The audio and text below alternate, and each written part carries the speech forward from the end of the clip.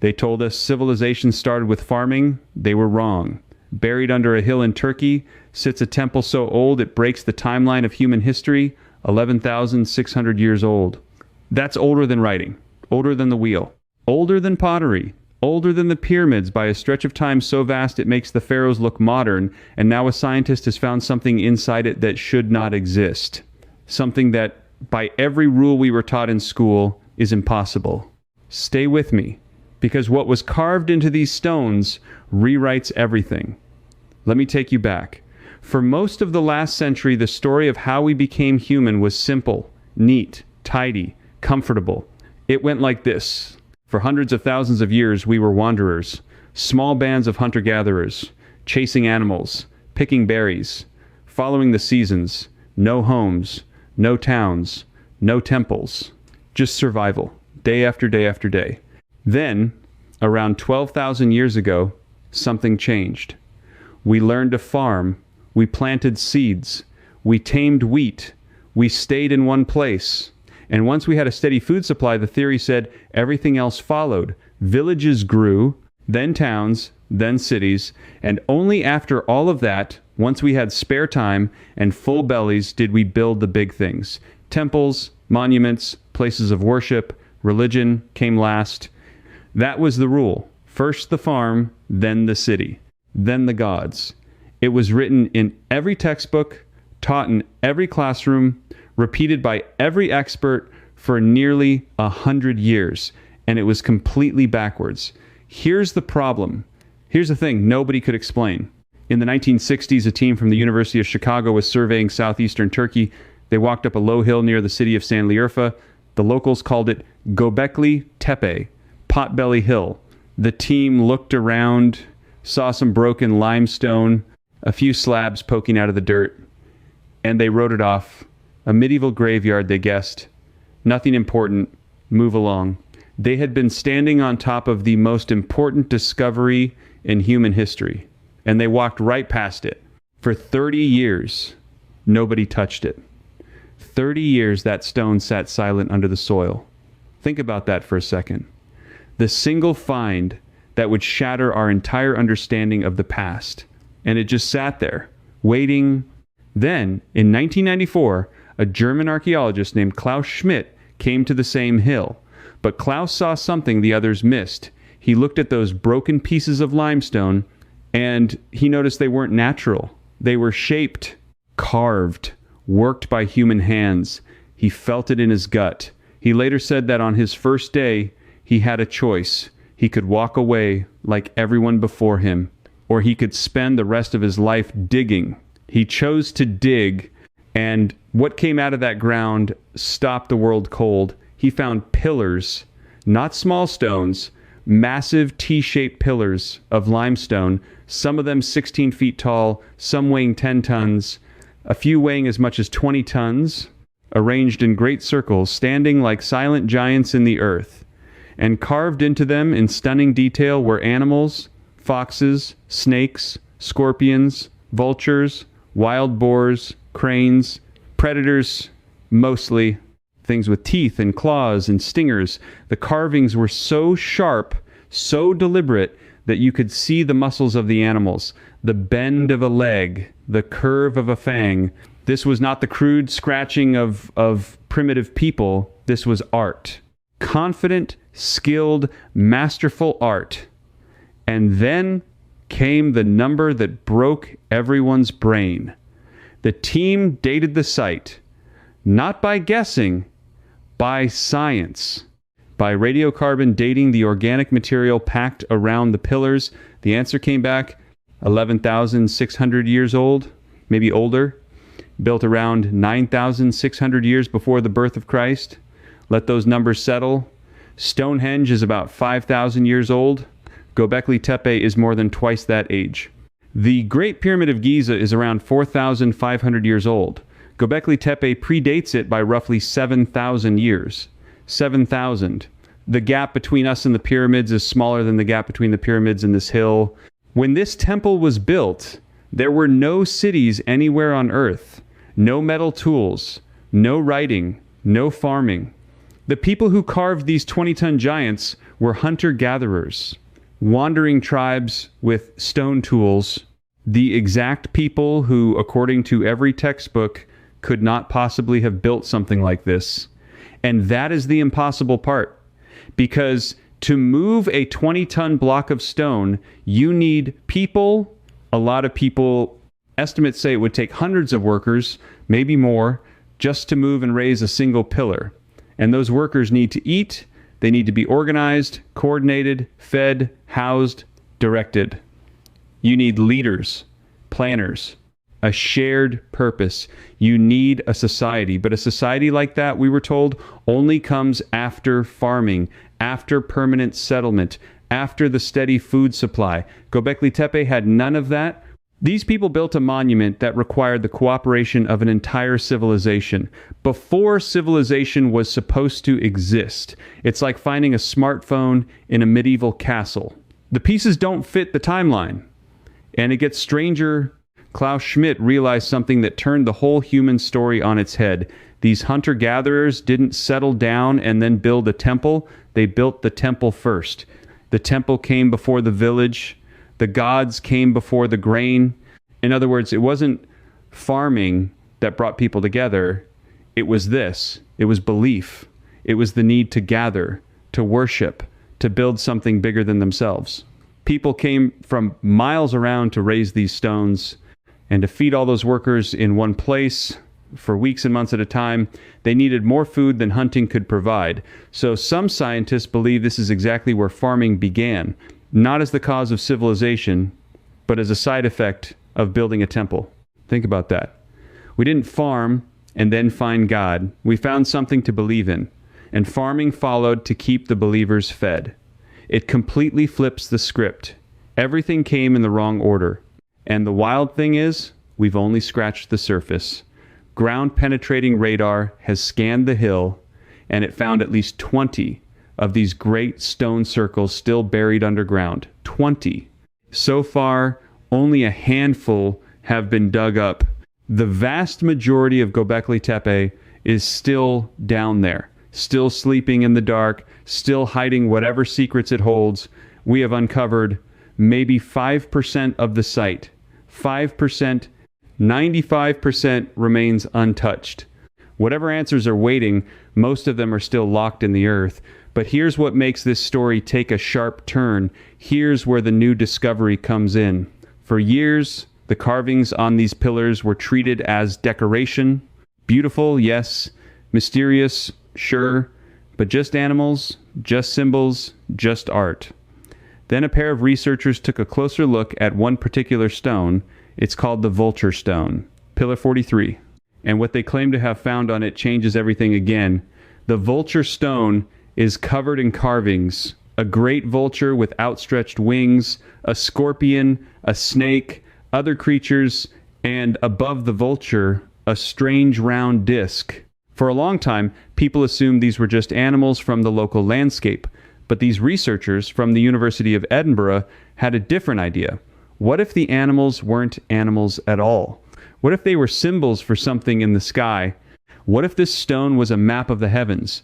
They used computer software to recreate the night sky as it would have appeared above Göbekli Tepe thousands of years ago. And then they compared it to the carvings. And what they found sent a chill down their spines. The positions of the animals matched the positions of the stars. The scorpion lined up with the constellation we still call Scorpius. Other figures matched other star groups. These ancient people with no telescopes, no writing, no modern science had carved the sky into stone, but it goes deeper than a simple star map. The researchers believe the stone records a specific event, a date, a moment frozen in time. By matching the carvings to the movement of the stars, they calculated when the sky looked exactly like this, and the answer was a year. Around 10,950 years before the birth of Christ, almost 13,000 years ago. So what happened then? What was so important that these people carved it into a 20-ton pillar to remember it forever? This is where it gets dark. Around that exact time, scientists know that Earth went through a sudden, violent shift. It's called the Younger Dryas. For thousands of years, the planet had been slowly warming, coming out of the last ice age. Then, almost overnight, in geological terms, the temperature crashed. The world plunged back into deep cold. Ice returned. Animals died. Landscapes changed. It lasted for over 1,000 years. And for a long time, nobody knew what caused it. But there's a theory, a controversial one. Some scientists believe the Younger Dryas was triggered by a comet, or rather, by the fragments of a comet, a swarm of broken pieces slamming into the Earth. The impacts, they say, would have thrown enormous amounts of dust and debris into the atmosphere, blocking the sun, cooling the planet, triggering fires across continents, a catastrophe that nearly wiped out the people living at the time. And here's the connection that made the researchers' hands shake. They believe the Vulture Stone is a record of that very event, a memorial, a warning, carved by survivors who watched the sky fall and wanted to make sure no one ever forgot. The disk above the vulture, they suggest, could represent the sun, or the comet itself. The headless human figure carved nearby could represent the mass death that followed. In other words, this stone might be the oldest record of a natural disaster ever found. A message sent across 13,000 years from people who survived the end of their world to us. Now, I have to be honest with you. Not every scientist agrees with this interpretation. Some say it's reading too much into the carvings, that the star matching is a stretch, that the animals are just animals. The debate is fierce, and it's still going. But here's what nobody disputes. Here's what we know for certain. These people, who supposedly had nothing, knew the night sky intimately. They tracked the stars. They understood the slow wobble of the Earth, a cycle that takes nearly 26,000 years to complete, a motion so subtle it took modern astronomers centuries to measure, and they may have understood it with nothing but their eyes and their memory. That alone should stop you in your tracks. Whatever you believe about the comet, the truth is undeniable. We have massively, badly underestimated the people who came before us. We pictured grunting cavemen, dumb, brutal, barely human. The reality was something else entirely. These were thinkers, builders, astronomers, artists, people with deep beliefs and complex minds, people who looked up at the same stars you can see tonight and tried to make sense of them. And then there's the final mystery. The one that might be the strangest of all. What happened to Göbekli Tepe? Because it didn't just fall apart over time. It didn't crumble and get forgotten. It was buried on purpose. Around 8,000 years before Christ, the people who built this place did something nobody can fully explain. They took thousands of tons of dirt and rubble and debris, and they deliberately filled in the entire complex. They covered their own temple by hand, pillar by pillar, circle by circle. They entombed it. Why? Why would you build something so massive, so important, so sacred, and then bury it? Some think it was a way of honoring the site, putting it to rest. Some think it was meant to preserve it, to protect it. Some think a new belief replaced the old one, and they sealed the past away. We don't know. We may never know. But because they buried it, the site was protected for 10,000 years. The carvings stayed sharp. The pillars stayed standing. That deliberate burial is the only reason we can see it so clearly today. The act that hid it from history is the act that saved it for us. And there's one more layer to all of this. Something that should give you goosebumps. Göbekli Tepe is not alone. For years, people thought it might be a one-off, a single strange site. But as archaeologists kept digging across the region, they found more other sites, other circles, other carved pillars. A whole network of these ancient temples scattered across the landscape. They've started calling the wider area the Taş Tepeler, the Stone Hills. A dozen related sites, all from the same astonishing period. This wasn't a lonely accident. This was a culture. A widespread, organized, sophisticated culture thriving thousands of years before the history books say it could. An entire chapter of the human story that we never knew existed. And we're only just beginning to read it. Now, think about what this means for you, for all of us.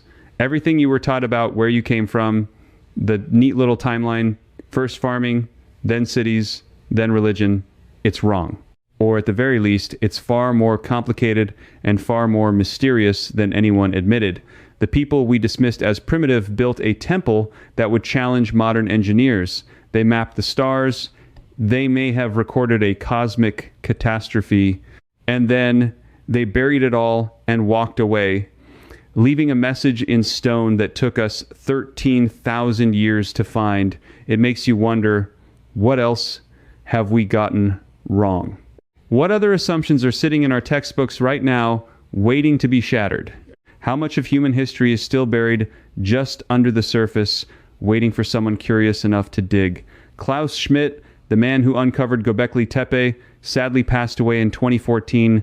He didn't live to see the rest of the site revealed. He spent 20 years of his life on that hill, and he only managed to uncover a fraction of it, but he knew what he had found. He once said that first came the temple, then the city, a single sentence that overturned a century of belief.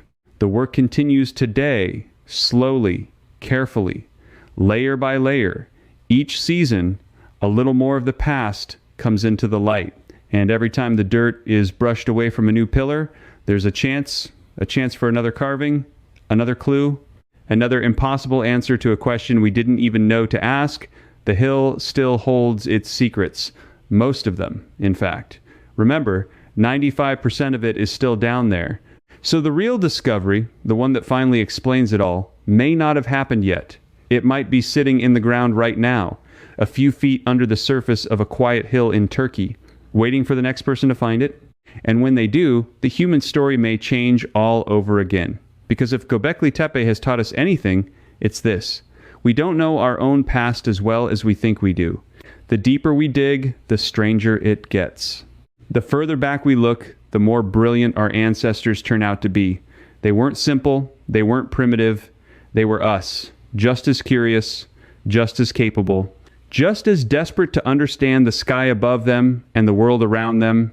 They built a temple to the heavens with their bare hands. They carved their fears and their wonder into stone, and then they left it for us to find.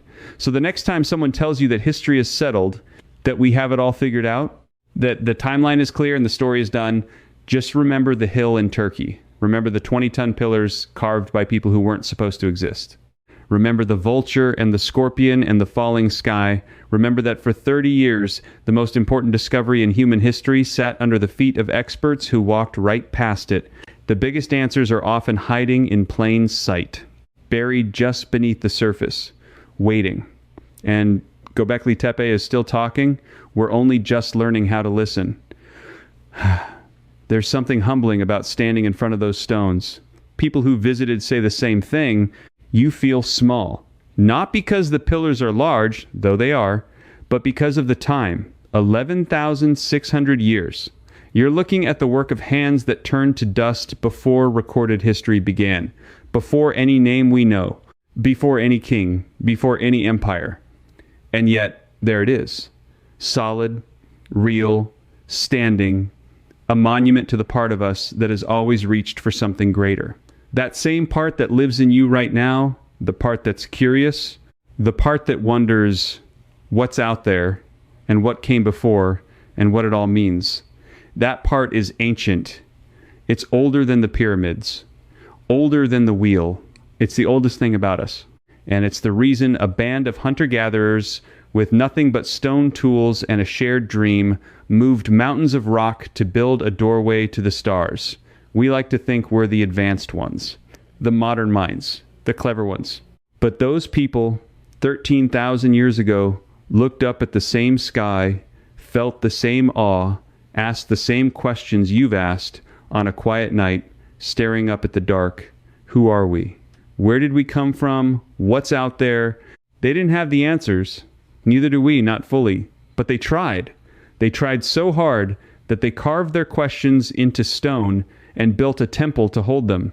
And after all this time, that temple is finally giving up its secrets, one pillar at a time. So keep your eyes on that hill in Turkey, because the scientists aren't finished, not even close. The next season of digging could change the textbooks again. The next pillar could rewrite the next chapter. And the impossible thing they've already found? It might just be the beginning. If this opened your eyes the way it opened mine, take a moment to sit with it tonight. Look up at the stars, the same stars they carved, and ask yourself what other impossible truths are still out there, buried, patient, waiting for us to be ready, because the past isn't done with us yet. And the hill called Potbelly is still keeping the greatest secret of all. For now, let me tell you what the experts are doing right now while you watch this. Teams from Turkey and Germany are back on that hill every digging season. They work slowly, painfully slowly. A trowel, a brush, a bucket, because one wrong move could destroy something that survived for over 11,000 years. Imagine that pressure. Imagine kneeling in the dirt, knowing the next inch of soil might hold an answer humanity has waited millennia to hear. And imagine brushing it away too fast and losing it forever. That's the weight these archaeologists carry, and the discoveries keep coming. At a nearby site called Göbekli Tepe, they uncovered something astonishing. A room carved partly out of the bedrock itself. Inside it, 11 tall pillars standing in a row. And at the center, a human head carved from the living stone rising up from the floor, watching, staring across thousands of years at the people who finally found it. What was that room for? What rituals happened inside those walls? Who knelt before that stone face, and why? We don't know. Another mystery added to the pile. Another question without an answer. And at Göbekli Tepe itself, they keep finding details that don't fit the simple story. Carvings of human figures, strange abstract symbols, patterns that almost look like writing. If they are writing, it would be the oldest in the world by thousands of years. But we can't read them. There's no Rosetta Stone for this, no key, no translation. Just symbols staring back at us, holding their meaning tight. It's maddening. It's beautiful. It's the greatest puzzle on earth, and we only have the corner pieces. Now, here's something I want you to really think about. These people had no written language, as far as we know. So everything they knew, every belief, every story, every map of the stars, had to be passed down by mouth, generation to generation, parent to child, around fires, under those same stars, for thousands of years. The knowledge to track the heavens, the skill to carve a charging boar so lifelike you can feel its rage, the engineering to raise a 20-ton pillar without a single metal tool. All of it carried in human memory and human hands. No internet, no books, no schools, just people teaching people. And it worked. It worked well enough to build something that still stands today, long after the empires that came after them crumbled to dust. That should make you proud to be human, because those were your ancestors. Not in blood, maybe, but in spirit. The same species, the same spark, the same stubborn refusal to just survive, when we could instead reach for the stars. So where does that leave us? With more questions than answers, honestly. We know the temple came first. We know hunter-gatherers built the impossible. We know they watched the sky and maybe recorded the day it fell. We know they buried it all on purpose and walked away. And we know that 95% of the story is still underground. Everything we've learned so far came from the smallest sliver of the site, one small window into a lost world. Imagine what the rest holds. Imagine the answers still sleeping in that hill. The discovery that finally explains the impossible might be uncovered next year, or next month, or it might already be sitting in a lab waiting for someone to understand what they're looking at. History isn't a closed book. It's a story still being written by people on their knees in the dirt, brushing away the dust of forgotten worlds, and the next chapter of who we are is still buried, still waiting, still calling us back to that quiet hill in Turkey.